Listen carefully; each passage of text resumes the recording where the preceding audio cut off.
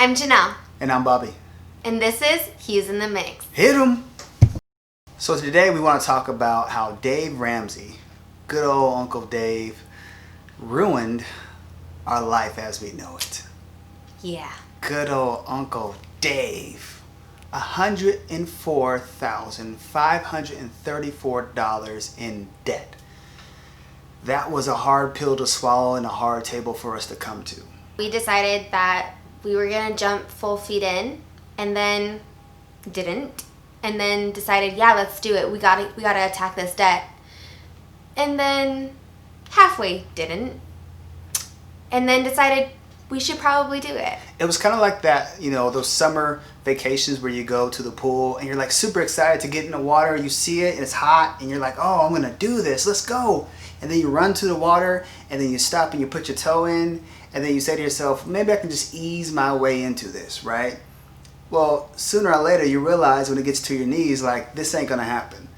Maybe I'll just sit on the beach or something like that, dip my toes in, that's it, and kind of call it good. I'll take my Instagram picture, we'll send it out to the friends, that kind of a thing. Well, that's kind of how we started our debt journey. Good old Uncle Dave at the time was just a figment of our imagination. We would listen to his messages and we thought, oh yeah, like that sounds easy enough. He broke it down perfectly with the baby steps and was like, yeah, we could save $1,000 and then start attacking our debt. But we realized it was a little bit harder than we thought. It was a lot harder than we thought. So our debt consists of student loans. Both Janelle and myself, we both had some student loans. And we also had a car payment, which I thought at the time was a good idea to get a lease. Right, I walked into the dealership to get a $5 gift card for test driving a car. Walked out with a brand new car, right? Yeah, good old Bobby Hughes just, hey, you can get this lease. And matter of fact, you don't have to put any money down. I'm like, oh, that's great. This seems like a good idea. I totally co-signed on it too. She it was did. Before we were married. He called me up like a good husband and was like, hey, what do you think? Should we do that? I was like, no money down? Heck yeah. Brand new car? Why not? And then they even threw in tinted windows for free. And what made it worse is that I felt really good about it for about a good year. We felt good about it. We had a brand new car and I was like, oh, I'll be feeling like the man when I walk through. When I walk through. When I walk through. Yeah. No, hard no. So it cost a lot of money for me just to look cool with tinted windows in my brand new car.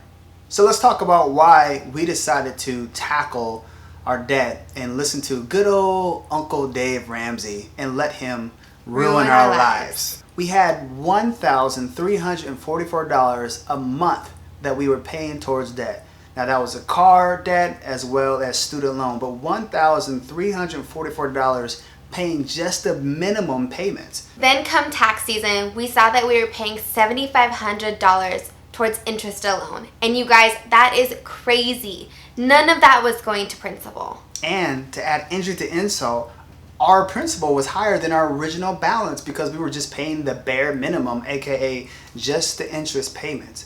So that had to stop. And most importantly, I would say, we had our daughter, Summer. So we really started to look at our future and say, what do we want for our kids? So let's look at some of the challenges that we face. Now, you might remember me saying that we kind of dipped our toes in the water a couple times.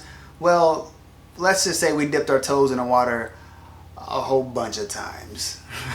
One of the huge areas that we had issues with starting this journey was just coming to the same page on what we wanted our budget to look like from month to month.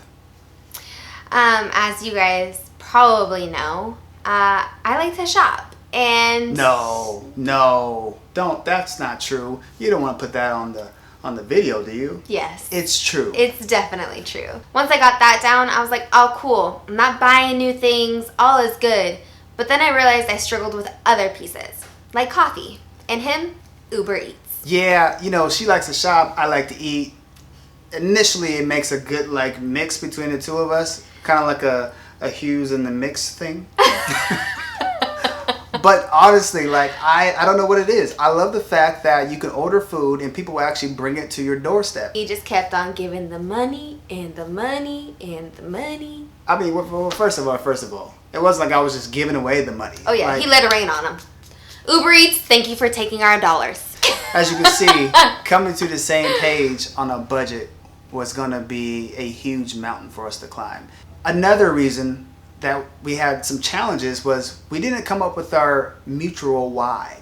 We knew we wanted to get out of debt, but we didn't really know the exact reasons why we both wanted to get out of debt together. But when we came to the table together, we realized that we needed to get out of debt to set our family up. We wanted to build generational wealth, not just for our kids, but also for our children's children. Another struggle that we had was just having the friends that supported us. And I think part of it started with us, right? We weren't vocal about our goals towards getting out of debt. We said, hey, yeah, we're going to try this thing. And then they'd see us do the complete opposite. And so they didn't really support us in that. Until we decided to fully commit ourselves to it, they were able to support us in that mission as well. So basically, although all of our friends were going out and buying houses and buying cars, going on these lavish vacations, we decided to buckle down and to do, as Dave says, live like nobody else so one day we can live like nobody else. So let's dig into our how. How did we make this happen? Well, first thing that we did, we put all of our trust and faith in God with this. We had to, because literally over $100,000 in debt, we didn't think we could ever get anywhere close to getting that knocked down.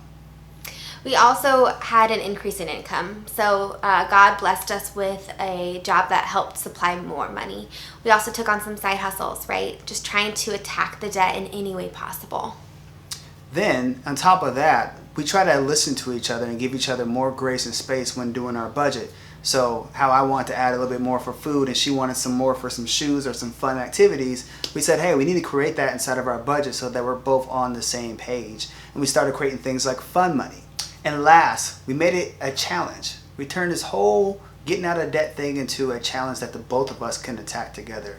We are competitive people by nature. So in our budget projection, we had certain months when we were looking to knock down, this amount of money or that amount of money. But by saving a little bit more here or being a little bit tight with our budget there, we were able to actually knock those down a little bit in advance, which for us were huge wins. So after approaching our debt with over $100,000 to start, we are so blessed and so proud and happy to say that today we have $29,000 left of debt before we're stepping into baby step number 3. What we want to do is share our journey, the end of our journey of leaving baby step 2, which is getting out of debt, and going into baby step 3 with you guys. So next month we're going to be sharing another video showing our progress, and if God wills it, we'll be able to step into 2021 debt free. So stay tuned to the next video. Until then, hit 'em. I've been feeling like a Man, when I walk through. I've been feeling like a Man, when I walk, when I walk through.